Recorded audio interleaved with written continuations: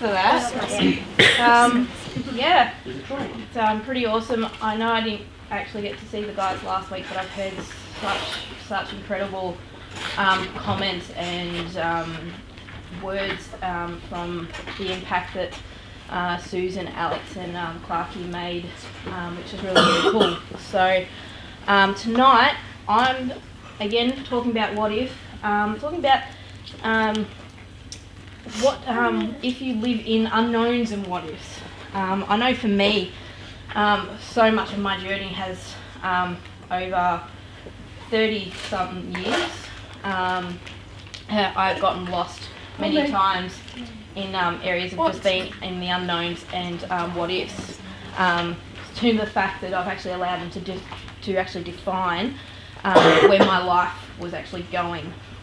And then I actually can remember the first time this happened, and it was back in primary school. I remember back in primary school learning that I wasn't like the other kids. I looked like the other kids, I sound like the other kids, I wanted to play, I could play like the other kids, I could run and scrape my knee and bleed like the other kids, but I wasn't like them. I actually had an invisible condition, so meaning that you couldn't see it, but you could actually see the symptoms of that condition, and that condition actually has stopped me from being able to fit in. To the day, I always came home crying. I wished and had that what if moment every single day of just wanting one day where I didn't come home crying because I didn't have any friends at primary school. This condition is what they call a kidney reflux. And what that means is, in really simple terms, is that there's a valve between the kidney and the bladder that is faulty. So the waste, so urine is supposed to go from the kidney into your bladder. That valve is supposed to stop that coming back up into the kidneys. Mine was faulty, which meant that actually came back up and recycled right through my kidneys again. So that would actually damage my kidneys. And it also caused, I also had an enlarged bladder. So that also caused me to actually wet my pants because I didn't have the normal signals of needing to go to the toilets because it was prolonged. So you can imagine going to school, 5, 6 years old, not knowing that I had wet my pants, got up, and everyone laughing at me. The names, even to this day, can still affect me because I grew up with that 7 years of that just in primary school. Kids can be brutal, and I learnt that really quickly. No one wanted to play with me because no one invited me to parties. Everyone talks about really awesome birthday parties. I didn't get to have a lot of that experience because I was unknown to them. I was unpredictable. What if I did it at their party? What if I did it at their party? What if I did it in our sleepover in the middle of the night? All these things. What happens? Kids don't understand. I didn't understand. No, I thought every kid got to go to the Royal Children's Hospital. Can I have some water? When they was a kid. But no, that was because I had to go and see specialists. So I had to learn what that actually looked like for me, and I was lucky enough that I had a really supportive mum. She never gave up on me trying to gain some friends. Now I got a couple of friends in that, and she never saw me as anything different. She actually volunteered to be the basketball coach 1 year to try and get me to be engaged in something, to try and stop me from crying every night.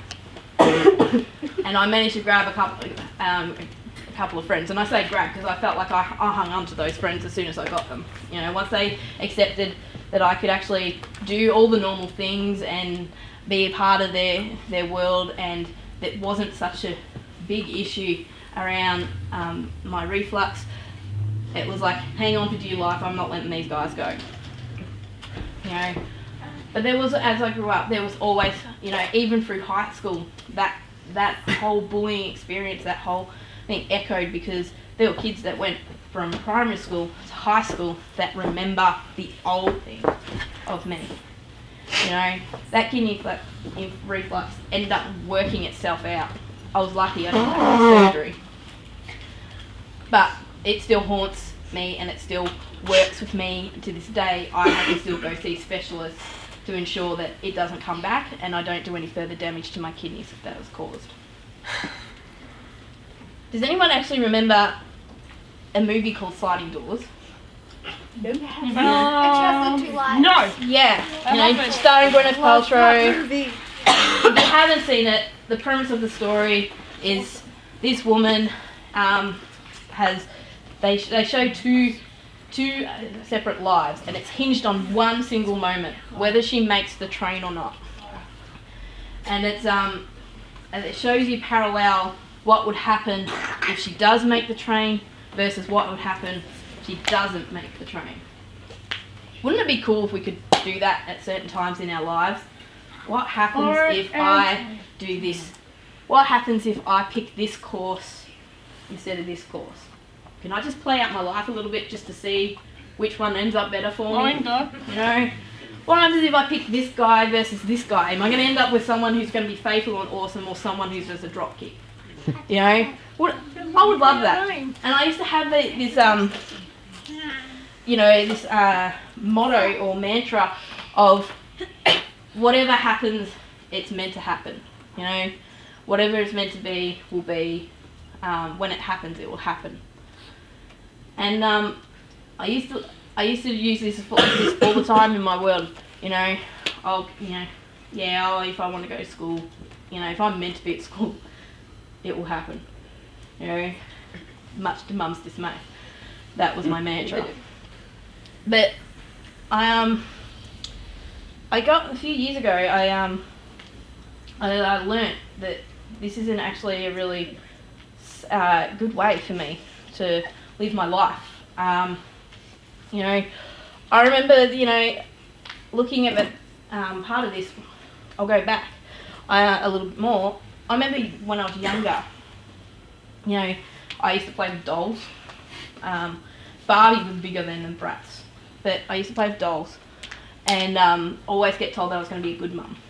You know, oh, you're such a natural, you just look after that little doll, it's so cute, you take her everywhere, you put her in the pram had to go everywhere, you know, to shopping adventures and stuff.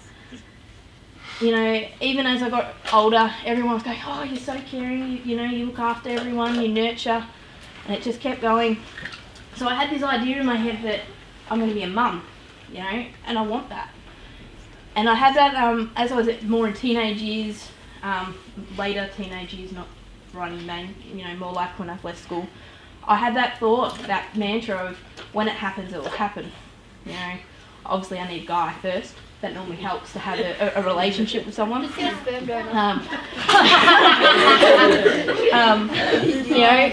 and you know, so you know, and that was, you know, that was for me.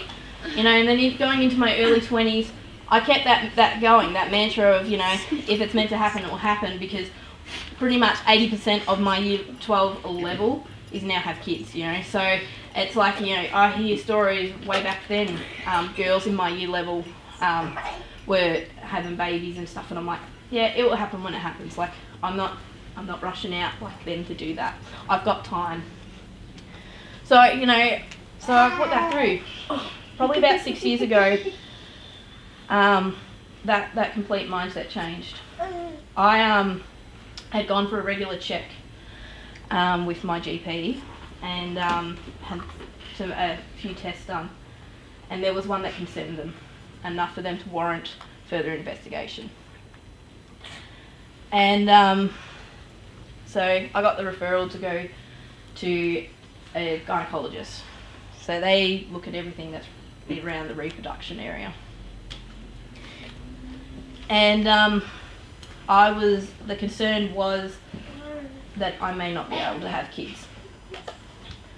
So find that answer, I was determined to find that answer, because all of a sudden that blew everything that I wanted in my life. I wanted kids.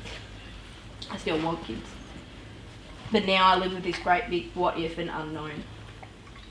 And every test came back with no answer. It was inconclusive. It didn't tell me anything. Things were normal. It didn't lead to anything further to actually to identify why this what if was around. So I became so focused on this, you know. It affected everything in my mindset of I'm now not worthy to be in a relationship with a guy, because I had written myself a man list, and one of my must-haves is I wanted a guy that wants to have kids, because I want to have kids. But now that's now open. That might not be available to them. So then am I now not worthy? What if they deem me useless for that? What happens now? What if I'm never a mum? You know, I just kept cycling right through this, and every time that a test came back, it would just keep signaling back there.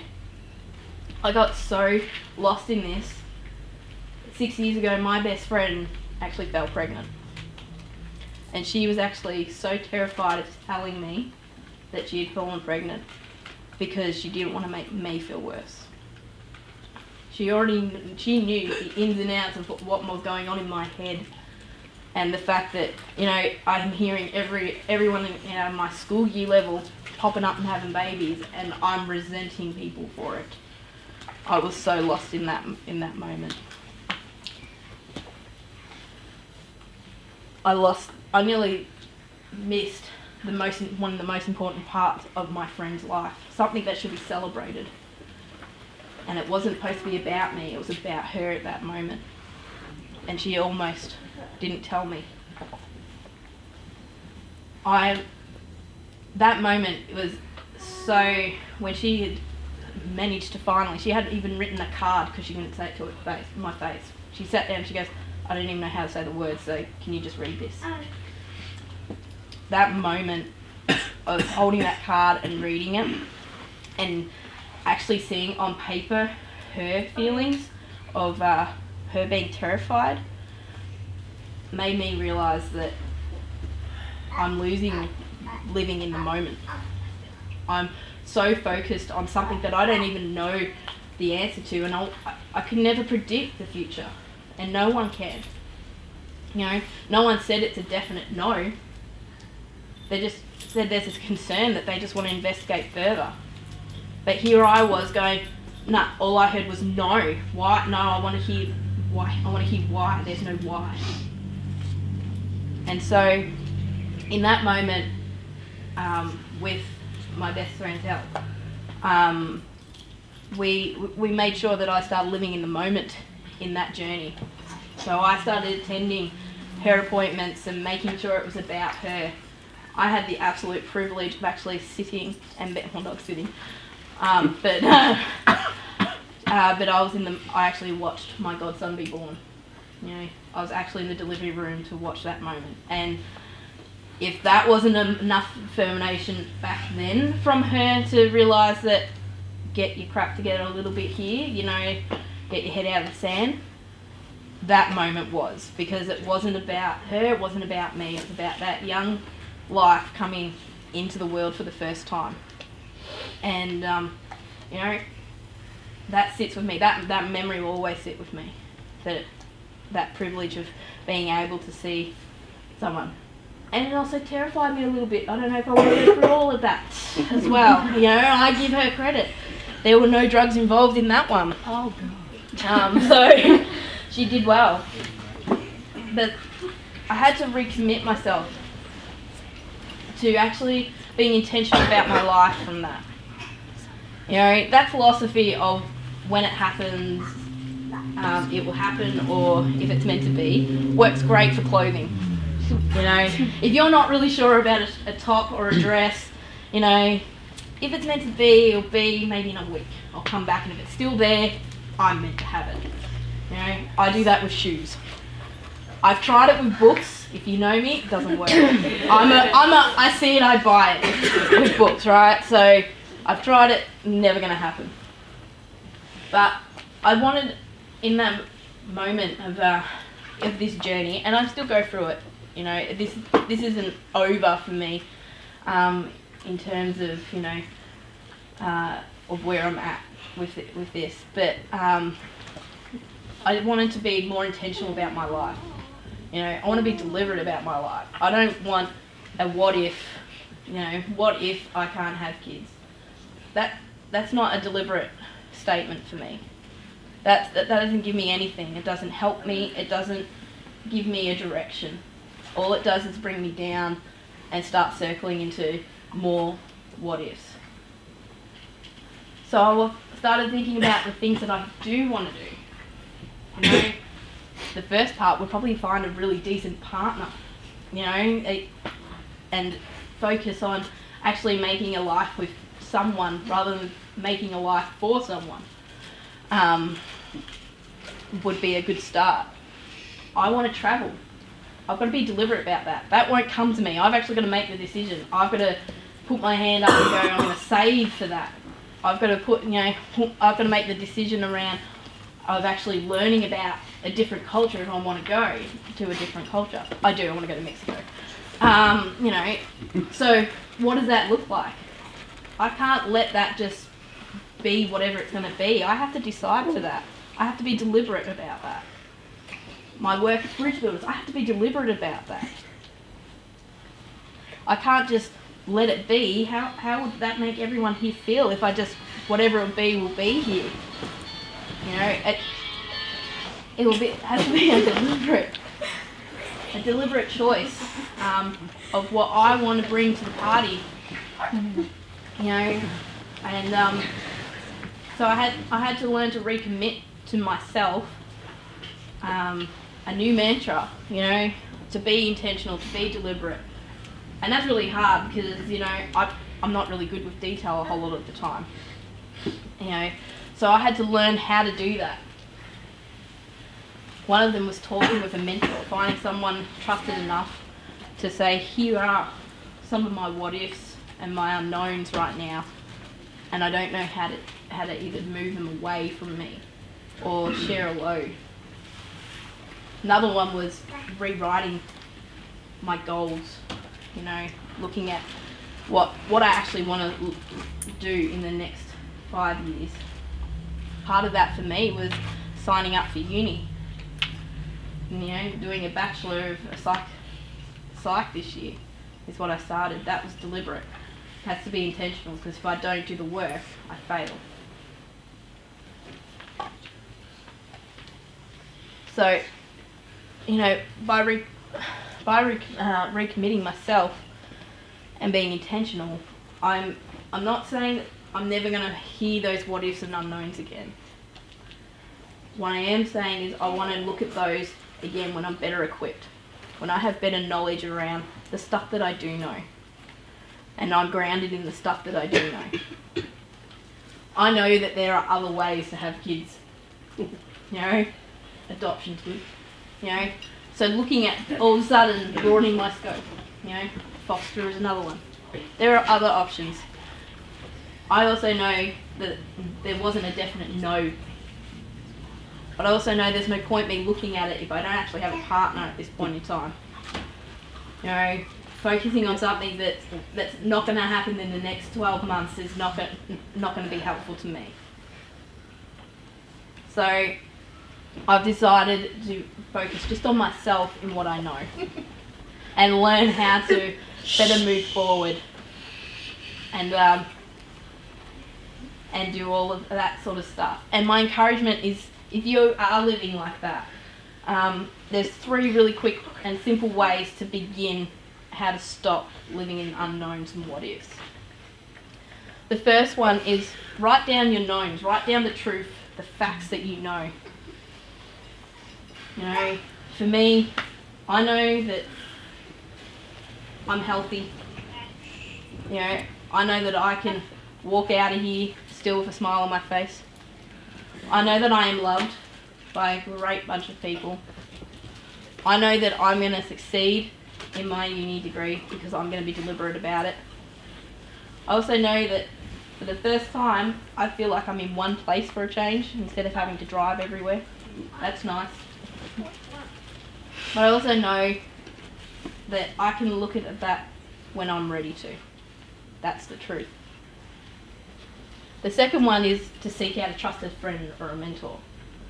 And this might be your pack leader. It might be someone in Bridge Builders. It might be someone in your family environment that can help you and sit down and share what your what ifs and unknowns are. The importance of that is that they can bring back some objectiveness and perspective to you, because they're not in your head. They're the mirror reflection to be able to say, well, does it actually mean this is going to happen? Is that the reality? Or are you just focusing on the wrong thing? That's what my best friend did for me. Here's a reality right now, and this is an assumption. This is a what if and unknown. Are you going to keep going there, or do you want to be a part of the reality? And the last one, write out your dreams, write out your goals, what you want to achieve. You know, what do you want to do? And if you don't like writing, create a vision board. You know, pictures of, you know, palm beaches, whatever it is you want to be, dirt bikes.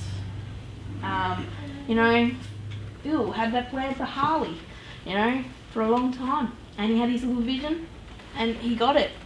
You know, whatever it be, they're the ones that you want to work towards. Create your world. Be deliberate in what you want to create. And on that note, let's move into packs.